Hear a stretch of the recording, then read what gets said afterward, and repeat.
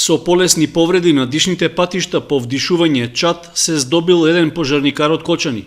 Тој бил дел од екипата која учествувала во гаснењето на пожарот, што околу 2 часа по полноќ го зафатил хотелот Црешово Топче во Пробиштип.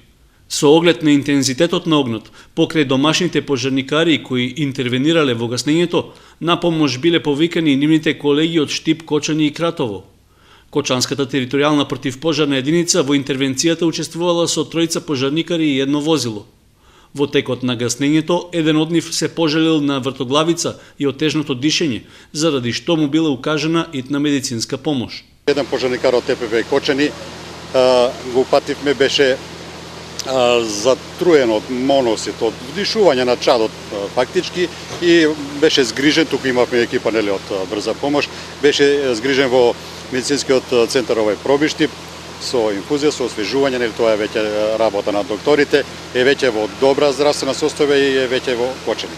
Од Кочанската територијална противпожарна единица потврдија дека нивниот пожарникар е во добра здравствена состојба и не чувствува последици од повредата. Рекоа дека поради желбата што побрзо да се интервенира во гаснењето на огнот, нивниот колега не успеал да ја стави заштитната маска, поради што бил затруен од отровниот чад. Инаку во интервенцијата учествувале околу 30 на пожарникари со 5 возила.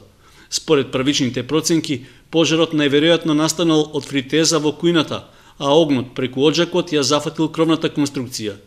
Нанесени се поголеми штети на последниот кат, каде се наоѓаат хотелските соби.